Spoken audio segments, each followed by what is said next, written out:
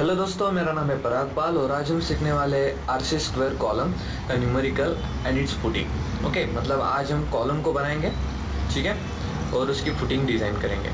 तो ये सारा चीज़ें आज हम करने वाले हैं। बहुत दिन से लोगों ने मुझे कमेंट की थी कि इसके बारे में वीडियो बनाओ, तो आज मैं इसका एक टोटल लेके आया हूँ। अभी सबसे पहले हमारा जो न्यूमेरिकल मैं आपको बताता हूँ किस तरीके से। Column is subjected to working load at 1400। हमारे पास जो वर्किंग लोड दिया है कॉलम के लिए वो दिया है 1400 kilo newton. Okay, now safe bearing capacity of soil, जिसको हम क्यू बोलते हैं, safe bearing capacity of soil जो हमें दी है वो दी है हमें 200 kilo newton per metre square. Sorry, okay. The unit weight of soil is 18 kilo newton per metre cube. Okay, unit weight हम देते हैं गैमा से, जो कि रहेगा 18 kilo newton per metre cube. Okay, the column has unsupported length of 3 meter. Okay, the M20 grade of concrete and Fe 415 steel। यहाँ पे एक कंडीशन है कि कॉलम जो है, the column has unsupported length। Okay, column पे एक unsupported length है,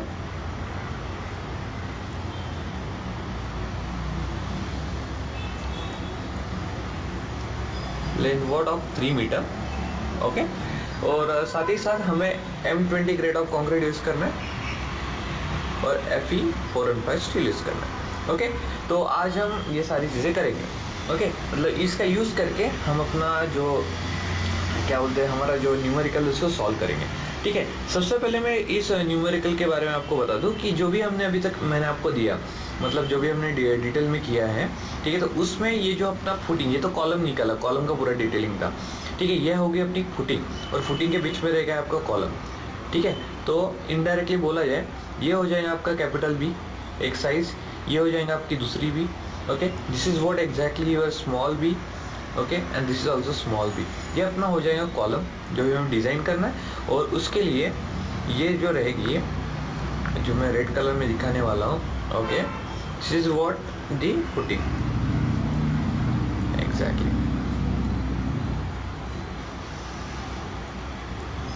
ओके, तो ये दोनों चीज़ें हमें आज यहाँ पे सॉल्व करनी है, और इनका सॉल्व करने के बाद ही हम आंसर निकाल पाएंगे।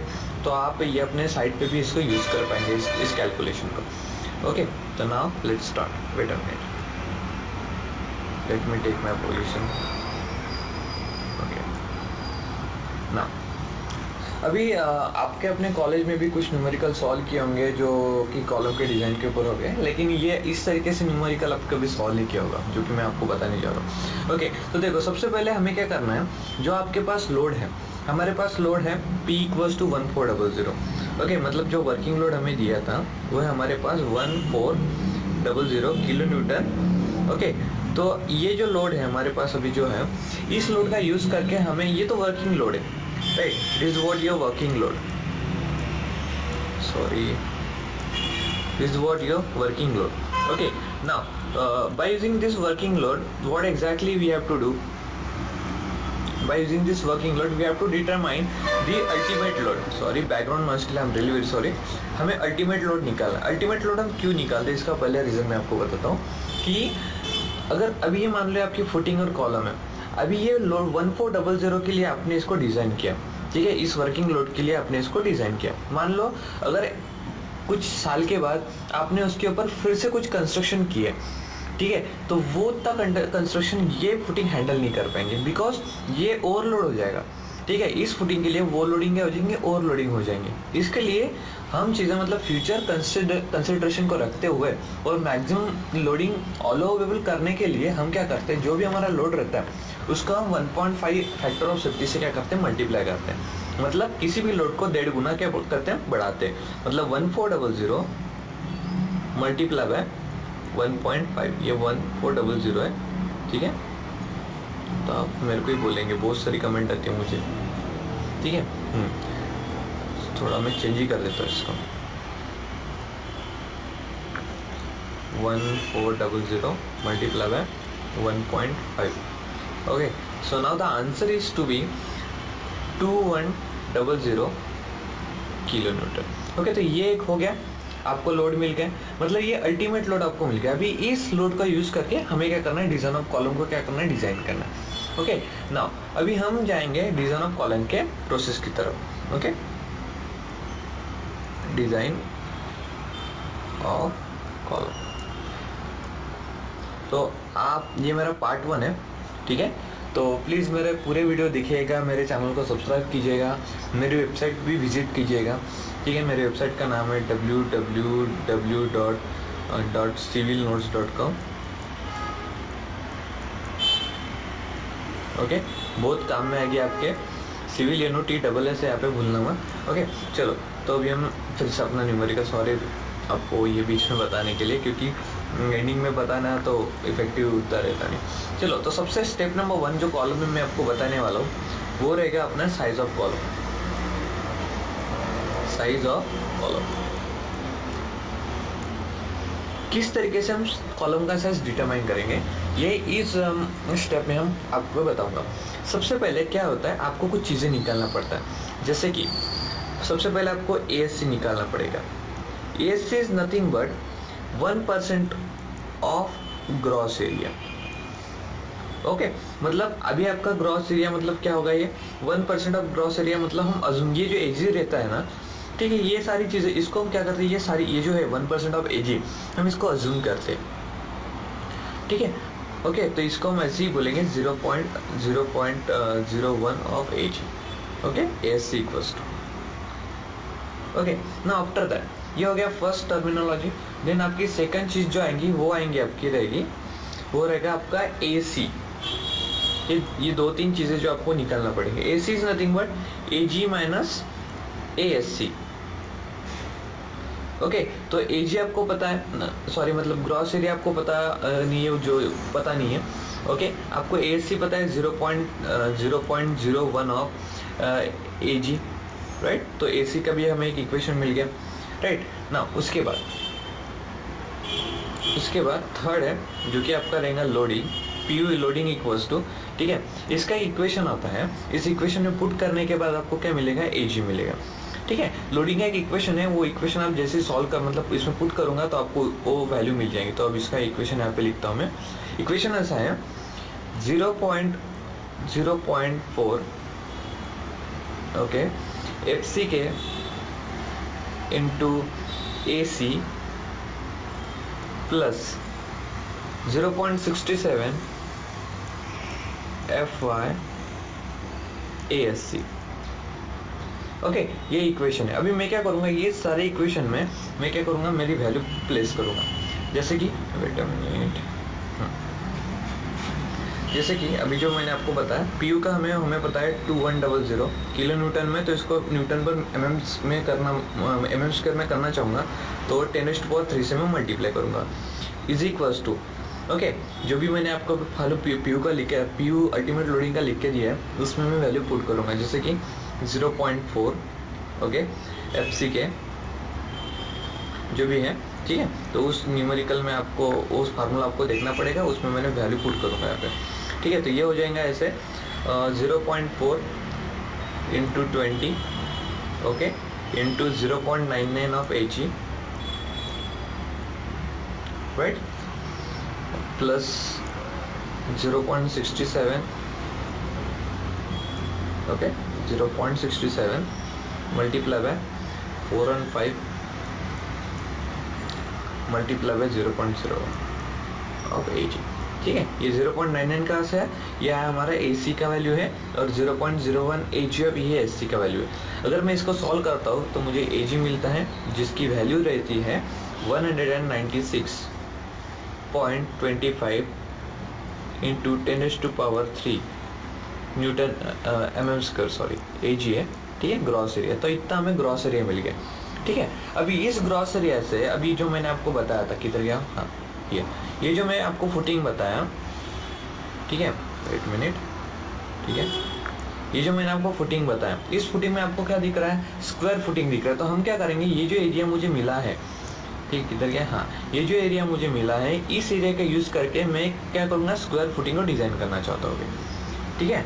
उसने वहाँ पे बोला नहीं कि आप डिजाइन स्क्वायर यही फुटिंग करो, ऐसा कुछ बोला नहीं, तो मैं अभी डिजाइन स्क्वायर फुटिंग में डिजाइन करने जा रहा हूँ, ठीक है। तो स्क्वायर फुटिंग डिजाइन करना इनडायरेक्टली क्या हो गया, सेम बी मतलब दोनों साइड में बी का ये आएगा, एक ही डायमेंशन आएगा, राइट। मतलब मेरा बोलने का मीनिंग है दोनों साइड में इधर भी एक ही साइड डायमेंशन रहेगा, इधर भी एक ही डायमेंशन रहेगा, ओके। इधर भी एक ही डायमेंशन रहेगा, इधर भी एक ही डायमेंशन रहेगा, राइट। तो उसी तरीके से मुझे एक डिज़ाइन करना है, ओके। तो मैं अभी डिज़ाइनिंग के लिए जा रहा हूँ, मतलब उसका साइज़ निकालने के लिए जा रहा हूँ। तो इस स्टेप को अच्छी तरह से देखिएगा, ठीक है। तो ये होता है, हम पहले लिखेंगे यहाँ पे कि हम प्रोवाइड क्या करना चाहते हैं। Providing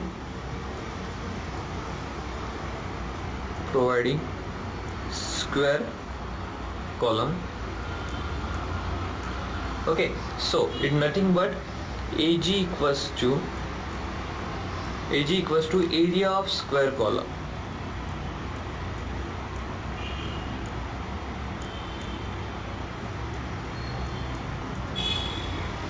okay. मतलब AG is equals to side square, okay. So AG is nothing but how much the value of AG is 196.25 into 10 raised to power 3 is equals to small of b square, because we are getting the value of only column, okay. तो मैं column square column दे रहा हूँ, footing तो नहीं दे रहा हूँ। अगर footing देता तो बी कैपिटल बी रहता, ठीक है, जैसे कि मैंने आपको इसमें बताया था। ये मेरा स्मॉल बी भी है और ये फिर मेरा कैपिटल बी रहेगा, राइट।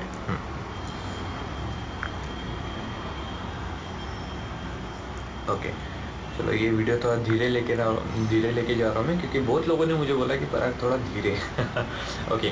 सो ये जो बी है जो मुझे मिलेगा वो कितना रहेगा आपका, उसकी जो वैल्यू रहती है वो रहेगी आपकी 443 mm, ओके। और मैं इसको अभी बोल देता हूँ कि ये 450 लेता है, 450 है, okay. This is what 450, okay. So now thus we are going to providing 450 by 450 of square column, मतलब ये साइज रहेगी अपना 450, okay, and this is also मैं 450, ओके। तो ये दोनों साइड मुझे मिल गई 450, ओके। नाउ अभी मैं क्या करना चाहता हूँ, अभी मैं ये मेरी स्टेप नंबर 1 हो गई, ओके। स्टेप नंबर 1 हो जाने के बाद अभी मैं यहाँ पे दूसरी चीज़ करूँगा जो कि रहेंगी चेक फॉर मिनिमम इसेंट्रिसिटी। सबसे पहले आपको ये बताना चाहता हूँ कि इसेंट्रिसिटी होती क्या है, ठीक है। देखो इसेंट्रिसिटी का मीनिंग क्या होता है, इसेंट्रिसिटी क्यों इंपॉर्टेंट है, इसेंट्रिसिटी का एग्जैक्टली मीनिंग क्या है आपको बताना चाहता हूँ, ठीक है। देखो मान लो कि आपका कॉलम है, ठीक है, और ये आपकी है फुटिंग, ठीक है। सबसे पहले सबसे पहले एक पीसीसी रहता है, पता है आपको पीसीसी रहता है, ठीक है।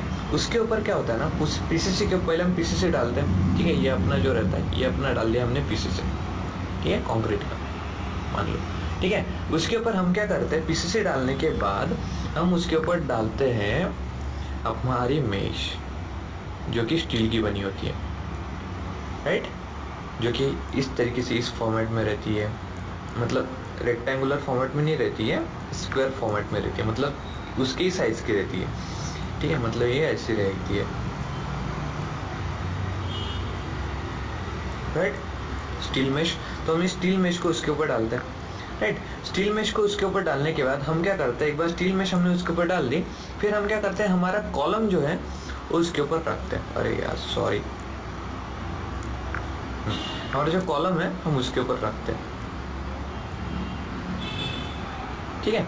ये हो गया आपको कॉलम प्लेसमेंट, मतलब कॉलम का स्टील जो कॉलम का रेनफोर्समेंट रहता है ना, ठीक है, वो हम इसके ऊपर रखते हैं ना। अभी मैं एक बात बताना चाहता हूँ कि इसेंट्रिसिटी यहाँ पे मैंने डिफाइन क्या किया, ठीक है। देखो इसेंट्रिसिटी का मीनिंग ये होता है कि आपके कॉलम का जो भी लोडिंग है वो जिस पॉइंट पे मैक्सिमम कॉन्सेंट्रेट हो रहा है उस पॉइंट को बोलते हैं इसेंट्रिसिटी।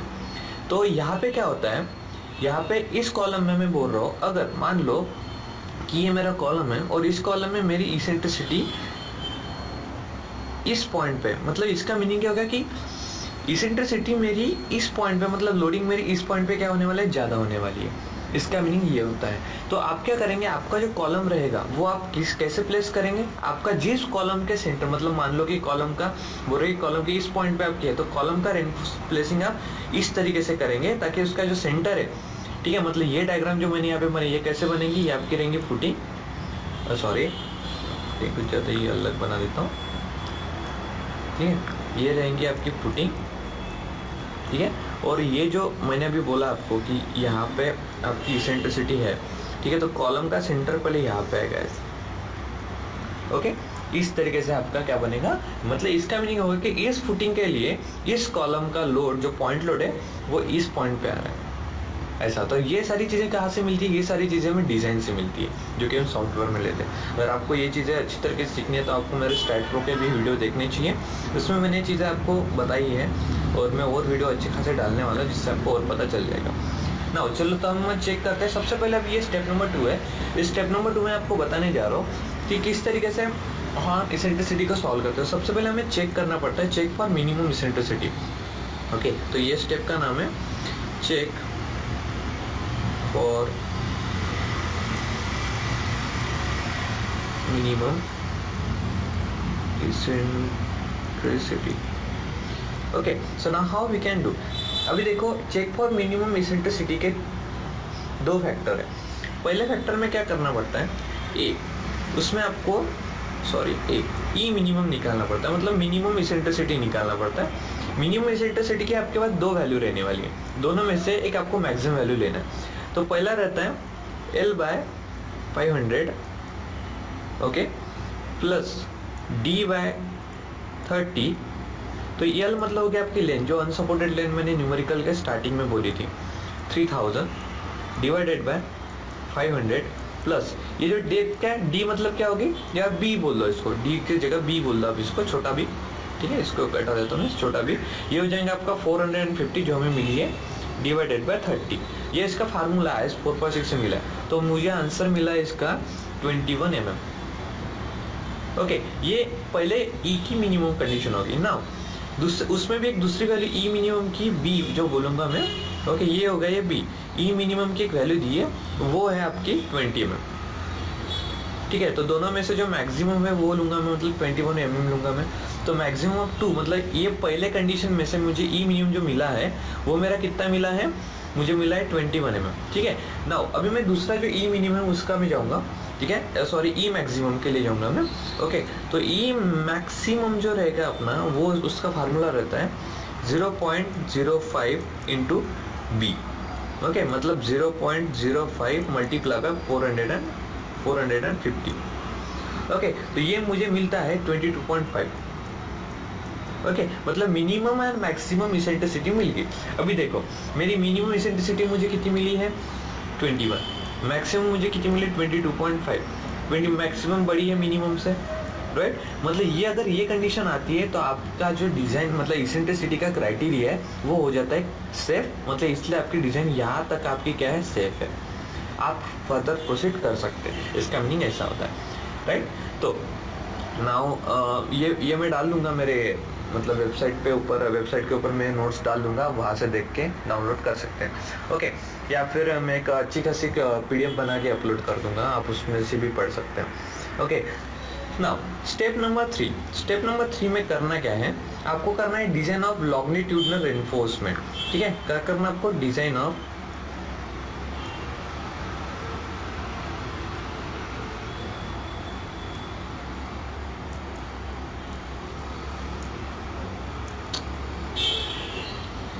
लॉन्गिट्यूडिनल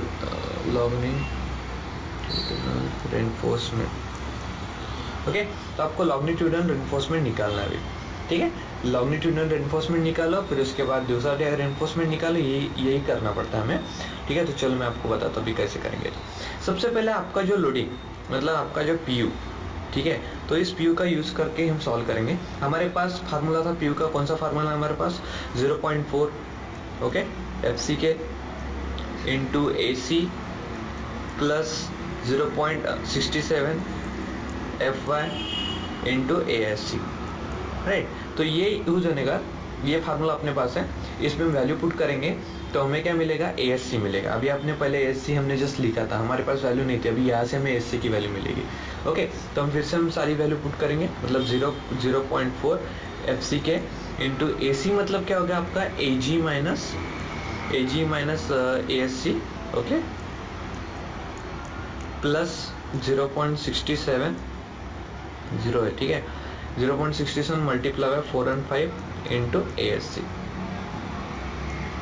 मेरे थोड़े वर्ड की तरफ बोलने की तरफ ध्यान दीजिएगा, मेरी हैंड राइटिंग में आपको दिक्कत हो सकती है, ठीक है। ओके, तो नाउ चलो हम पुट करते सारी वैल्यू, मतलब ये हो जाएगा 2100 into 10⁻³ is equals to 0.4 into 20, okay, into, अभी मैं AG जो है मेरा, ठीक है, मतलब ये जो ऊपर का इक्वेशन जो है उसमें AG मेरा क्या लिख सकता हूँ, मैं B² लिख सकता हूँ, ओके, क्योंकि मेरा AG मतलब नथिंग बट ग्रॉस एरिया है जो कि मुझे मिला है in the form B², okay, minus ASC, okay, plus 0.67 into 415 into ASC, यहाँ तक हो गया। नाउ अभी हम जाएंगे इसकी पूरी वैल्यू हम पुट करेंगे, मतलब हमें जो ASC मिलता है सारी वैल्यू पुट, आपको सिर्फ B² की वैल्यू पुट करना है यहाँ पे, तो आपको ASC की वैल्यू मिलेगी जो कि कैलकुलेशन के बाद ऐसे आती है 1,777.45 mm², ये आपको मिल गया। ओके, नाउ अभी इसको चेक भी करना पड़ता है, ठीक है, मतलब इसको चेक करेंगे हम कि मतलब ये प्रॉपर तरीके से है क्या, मतलब जो ASC का जो क्राइटेरिया है, ठीक है, ASC का क्राइटेरिया को हम चेक करेंगे कि वो प्रॉपर है कि नहीं, और उसके हिसाब से हम प्रोवाइड, मतलब मिनिमम एंड मैक्सिमम ASC हम पहले चेक करेंगे कितना ASC लग रहा है, क्रॉस सेक्शनल एरिया उसको ऐसा बोलते हैं, ठीक है। तो चलो मिनिमम ASC के लिए हम कैलकुलेशन करेंगे, पहले ASC मिनिमम के लिए कैलकुलेशन करूंगा मैं, तो ये कैसे आएगा देखो, ASC मिनिमम का है 0.8% of AG, okay, and maximum ASC जो है ये रहता है आपका 6% ऑफ AG। ऑब्वियसली क्राइटेरिया तो सेटिस्फाइड होना ही है, ठीक है। तो आप क्या करेंगे, बस इसमें वैल्यू पुट करेंगे। अगर मैं इसकी कैलकुलेशन करता हूँ, मतलब 0.8% मल्टीप्लाई बाय AG हमारा कितना था, हमारा AG था 450 का स्क्वायर, मतलब B², राइट। तो ये मुझे मिलता है 1620, ओके, जो कि मेरा ASC जो मैंने निकाला उससे कम है, राइट, क्योंकि मेरा 1777 है, ओके, और मैक्सिमम जो है मेरा 6% ऑफ 450 है का स्क्वायर, मतलब ये मुझे मिल रहा है 112,150, ये ग्रेटर देन मेरा 1777 है, ओके, मतलब मेरी ये कंडीशन, दोनों कंडीशन मेरी क्या होगी, सेटिस्फाइड होगी। मतलब मैं क्या करूँगा, मेरा जो ASC आया है, मतलब ये जो ASC मुझे मिला है, ये मेरी इसने मैक्सिमम ASC की और मिनिमम ASC दोनों की कंडीशन उसने क्या सेटिस्फाइड किया। तो मेरा जो ASC लूँगा, as I take the ASC equals to this value, okay, so my ASC is same. Now you can go for further calculation also. Thus I am going to provide ASC, मतलब area of cross sectional as a 177.45 mm². Okay, now अभी इतना हो जाने के बाद मैं आपको दूसरा कैलकुलेशन बताऊंगा जिसमें हम लॉन्गिट्यूडिनल रेनफोर्समेंट निकालेंगे। Now we got the ASC, right. अभी मुझे लॉन्गिट्यूडिनल रेनफोर्समेंट प्रोवाइड करना है, ठीक है। तो मैं क्या करता हूँ, मुझे मैं अज्यूम करता हूँ कि मुझे 8 mm बार 8 डाया बार का मुझे प्रोवाइड करना है, ओके, 8 mm बार का मुझे डाया प्रोवाइड करना है, ओके। तो मेरा जो ASC रहेगा इज इक्वल्स टू क्या रहेगा, n मतलब number of bar, okay, multiply by, या फिर मैं ऐसा बोलता हूँ कि मुझे एक काम करते हैं, हम बोलते हैं कि नहीं, मुझे 8 नंबर का बार नहीं, मुझे 8 नंबर ऑफ बार प्रोवाइड करने, चलो ऐसा करते हैं, मुझे 8 नंबर ऑफ बार प्रोवाइड करने, नोस ऑफ बार प्रोवाइड करने हैं। तो चलो मैं अभी निकालूंगा फिर से।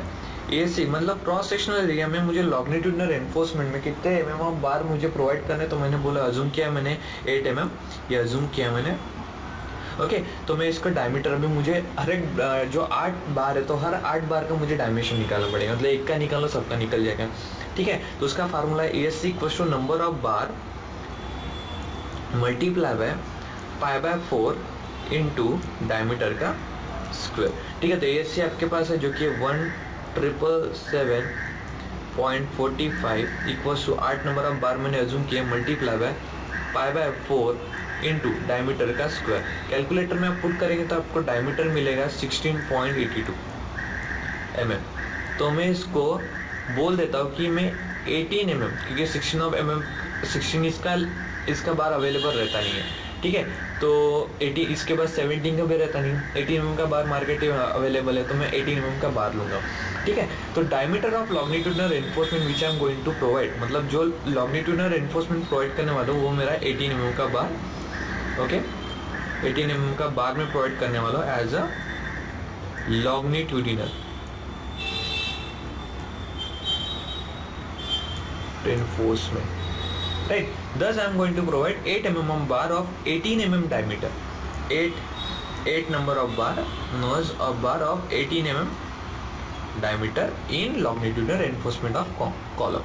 Okay, now उसके बाद इतने सारी चीज़ें हो जाने के बाद अभी मैं आपको नई चीज़ बताऊंगा जिसमें अभी तक हमने क्या किया, मतलब लॉन्गिट्यूडनल रेनफोर्समेंट का कैलकुलेशन किया।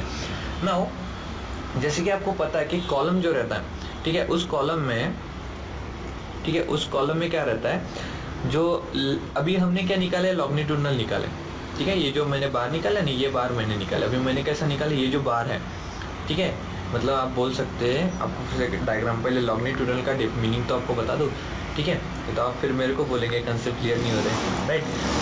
चलो तो मैं आपको बता देता हूँ, ये है आपको कॉलम है, मान लो इधर ऐसे, या इधर आगे, तो ये जो बार है, सॉरी बैकग्राउंड नॉइस के लिए, ठीक है, ऐसे मैंने कितने बार प्रोवाइड किए हैं, 8 बार प्रोवाइड किए, 1 2 3 4 5 6 7 8, मतलब एक प्रॉपर तरीके से इसका अगर मैनेज करता हूँ मैं, तो ये ऐसा आपको कुछ दिखेगा, 1 2 3 4 5 6 7 8, ठीक है ना। ये हो गया लॉन्गिट्यूडनल रेनफोर्समेंट, ठीक है, मतलब जो सीधे बार जो रहते हैं उनको लॉन्गिट्यूडनल बोलते हैं, राइट। अभी हम क्या निकालेंगे, ट्रांसवर्स निकालेंगे, ठीक है, डिजाइन ऑफ ट्रांसवर्स रेनफोर्समेंट। अभी ट्रांसवर्स रेनफोर्समेंट कैसे निकालेंगे, ओके, इसका कैसे है, अभी मेरी नेक्स्ट स्टेप है जिसमें हम निकालेंगे ट्रांसवर्स रेनफोर्समेंट। ओके चलो, तो इसको अभी निकालते हैं। इसके निकालने का मीनिंग क्या हो गया, आपको निकालना है जो कॉलम में रहते हैं लिंक और लैटरल टाइज, मतलब कॉलम के जो रेनफोर्समेंट रहता है वो पॉइंट है इसमें, ओके, ये जो लैटरल टाइज रहेंगे जो इसको टाइप करते हैं वो हमें निकालना पड़ेगा, ठीक है। तो चलो हम इसको निकालते हैं। तो ये कैसे निकलेगा, देखो सबसे पहले हमको लैटरल ऑफ टाइज का डायमीटर निकालना पड़ेगा, डायमीटर ऑफ लिंक, ओके। तो डायमीटर ऑफ लिंक मतलब क्या होगा,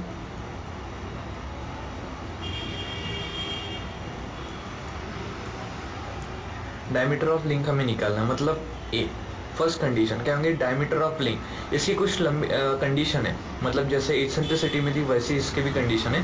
डायमीटर ऑफ लिंक मतलब इसका फार्मूला दिया है उन्होंने, ओके,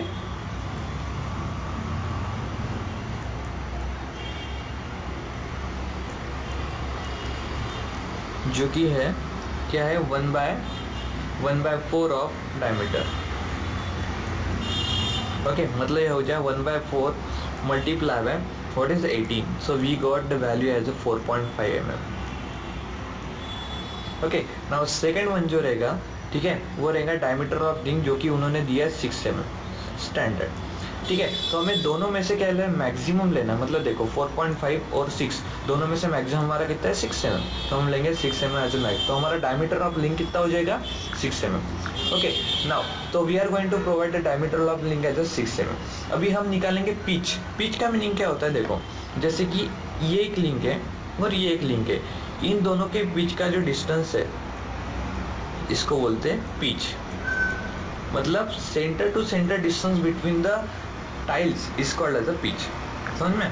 नाउ अभी हम पिच निकालेंगे कि मतलब कितने डिस्टेंस पे हम इनको रखेंगे, ठीक है। तो पिच ऑफ लिंक निकालने के लिए इसके 3 फार्मूले हैं, ठीक है, मतलब 3 कंडीशन है। पहली कंडीशन में आपको निकालना है pitch of link which is nothing but least lateral dimension, okay, least lateral dimension जो कि रहेगा B equals to 450 mm, okay.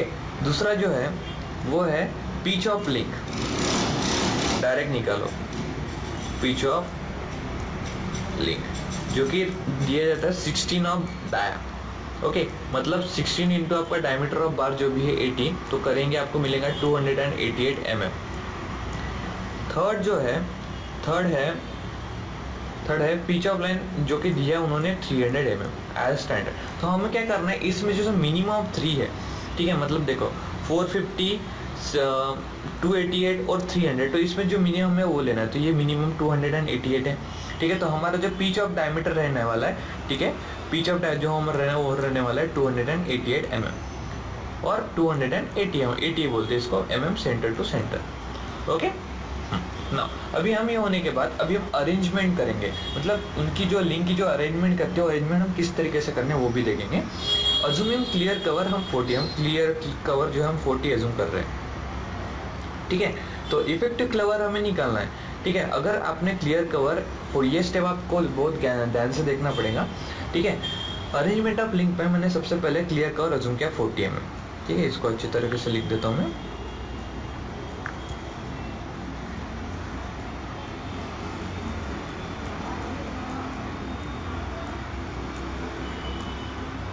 Okay सुनो, अभी मुझे इफेक्टिव कवर निकालना है। सबसे पहले इफेक्टिव कवर होता क्या है, ठीक है। इफेक्टिव कवर जो रहता है उसका meaning, effective cover is nothing but जो आपका क्लियर कवर है प्लस आपका डायमीटर डिवाइडेड बाय 2, इसको बोलते हैं इफेक्टिव कवर, ठीक है। तो क्लियर कवर आपका है 40 प्लस डायमीटर जो है आपका वो है 18 डिवाइडेड बाय 2, मतलब ये आपको मिल गया 49, ठीक है। तो ये आपको मिल गया 49 आपका इफेक्टिव कवर। सो अभी मैं इसको अरेंजमेंट करूंगा। अभी अरेंजमेंट के लिए मेरे पास स्पेस नहीं है, तो मैं दूसरा पेज लेना चाहूँगा यहाँ पे, या फिर इसमें बताता हूँ। चलो ओके, तो अरेंजमेंट कैसे करूँगा मैं, मेरे जो बार लिंक्स हैं उनसे अरेंजमेंट करना है मुझे, तो मैं कैसे अरेंजमेंट करूँगा। देखो ये आपका कॉलम है, ठीक है, ये आपका क्या है, कॉलम है, राइट। आपके कॉलम में मैंने क्या किया है, इस डायरेक्शन में मान लो कि यहाँ पे एक बार है आपका, यहाँ पे एक बार है, यहाँ पे एक बार है, ठीक है। तो आपको क्या करना, लिंक का मीनिंग क्या होगा, लिंक का मीनिंग होता है कि आपको ये जो बार है, इन बार को क्या करना है, टाई अप करना है, राइट, ठीक है। तो आपको क्या करना है, आपको यहाँ से लेके यहाँ तक का डिस्टेंस आपको निकालना पड़ेगा। ओके, तो मैं बोलता हूँ कि इतना डिस्टेंस जो है वो उसको मैं बोलता हूँ B1, ठीक है, और इतना भी डिस्टेंस है उसको मैं बोलता हूँ B1। तो सबसे पहले एक B1 निकालो, मल्टीप्लाई बाय 2 करो तो दोनों B1 मिल जाएंगे, राइट, बराबर। तो सबसे पहले अभी मैं B1 का फार्मूला बताता हूँ। B1 इक्वल्स टू क्या होगा, देखो 450, मतलब 450 कैसे लिया मैंने, ये जो टोटल है यहाँ से लेके यहाँ तक की, ये पूरा कॉलम की साइज कितना है 450, ठीक है। तो 450 माइनस 49 माइनस 49, अब 49 मतलब क्या, B1 मैंने ये जो इतना डिस्टेंस है क्लियर कवर, ठीक है, सॉरी इफेक्टिव कवर, ये जो है ये अपना 49, ओके, और ये भी कितना इधर का, मतलब जो क्लियर कवर है इधर का भी ये हो गया 49, राइट। तो माइनस दोनों में 49 कर दिया, ओके, डिवाइडेड बाय 2, ओके। ये नंबर ऑफ D1, मतलब ये जो 1 और 2 है ना, ये डिवाइडेड बाय 2, तो ये आपको वैल्यू मिलती है 176 mm, मतलब एक B1 की वैल्यू मिल गई आपको 176 mm, ओके। तो आप टोटल मल्टीप्लाई बाय 2 करेंगे, मतलब B1 मल्टीप्लाई 2, तो आपको दोनों इतना पूरा डिस्टेंस मिल जाएगा, मतलब ये साइड की डायमेंशन आपको मिल गई, ओके। और क्योंकि ये भी साइड आपकी सेम है, ओके, ये भी साइड आपकी सेम है, इसलिए आपका क्या 176 मल्टीप्लाई बाय 2, मतलब मैं आपको अगर कैलकुलेशन बताऊँ, मल्टीप्लाई बाय 2 352, मतलब इधर भी आएगा आपका 352 बाय 300, इधर लिखता हूँ, सॉरी एक मिनट, 352, मतलब 352 की आपकी ये जो लिंक रहेगी, मतलब ये जो लिंक ऐसी रहती है ना, लेटरल टाइप्स, वो आप देंगे इसमें, ओके, समझ में ना। अभी इसकी कुछ कंडीशन है, मतलब आपकी लिंक फेल है, नहीं फेल है, कौन सी ओपन, ये ओपन ऐसी ओपन प्रोवाइड करना है, ठीक है, या फिर क्लोज प्रोवाइड करना है, इसके लिए भी क्राइटेरिया। तो क्राइटेरिया को पहचानने के लिए मैं आपको फिर से कुछ कंडीशन बताता हूँ। पहली कंडीशन ऐसी है, आपको जो B1 रहेगा आपका, ठीक है, आपका जो भी B1 रहेगा, ठीक है, वो हमेशा 176, ठीक है, मतलब 75 से क्या होना चाहिए, मतलब ऐसा बोलते हैं कि 176 जो है आपका, जो भी आपकी वैल्यू आई है B1 की वैल्यू, वो हमेशा 75 से क्या होना चाहिए, कम होनी चाहिए, लेकिन इस कंडीशन में क्या हो रहा है, मतलब B1 की जो भी वैल्यू आएगी वो 75 से कम होना चाहिए, ऐसे उन्होंने बोला है। लेकिन इस कंडीशन में हमारी B1 की वैल्यू कितनी 176 है, तो हमारी पहली कंडीशन हो गई फेल, राइट। दूसरी कंडीशन के बारे में बात करेंगे। दूसरी कंडीशन में बोलता है कि ट्वाइस ऑफ B1 जो आपका रहेगा, ओके, मतलब B1 मल्टीप्लाई बाय 2 जो हम करेंगे वो आता है आपका 352। लेकिन उनका कहने का मीनिंग है कि ये हमेशा not equals to not less than 48 of diameter minimum रहना चाहिए। तो ये जो इसकी वैल्यू आती है 288, ठीक है। तो ये जो है ये कंडीशन रहनी नहीं चाहिए, मतलब इससे कम नहीं रहना चाहिए। लेकिन यहाँ पे क्या आ रहा है, ज़्यादा आ रहा है, तो ये भी कंडीशन हो क्या हो गया आपकी फेल। नाउ थर्ड कंडीशन ऐसी है, थर्ड कंडीशन में आता है ट्वाइस इंटू B1, बट उनका बोलने का मीनिंग है कि ये कंडीशन उल्टी, मतलब 352 ग्रेटर देन 288, मतलब 288 का से यहाँ से है 48 मल्टीप्लाई बाई डी, ये कंडीशन रहनी चाहिए। मतलब 200 मतलब जो आपका रहता है ये B2 ट्वाइस ऑफ B1 जो रहेगा, ये ट्वाइस ऑफ B1 है, ये हमेशा ग्रेटर रहना चाहिए 48 ऑफ D से, ठीक है। अगर ये कंडीशन होती है तो आप क्या करेंगे, अगर ये कंडीशन होती है तो आप कौन सी लिंक प्रोवाइड करेंगे, हम लिंक प्रोवाइड करेंगे 2 tie close link arrangement, 2 tie close, sorry friends background noise के लिए,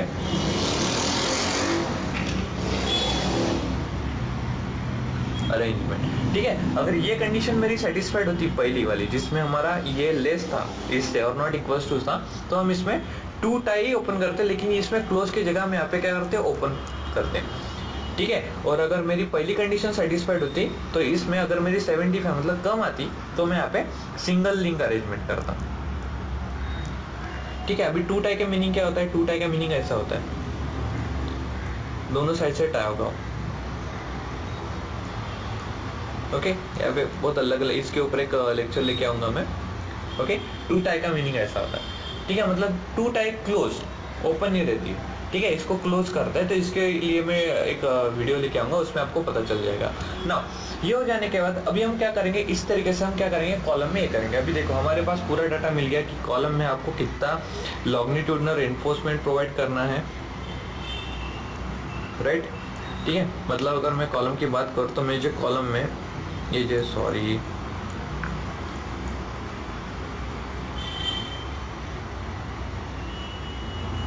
ओके,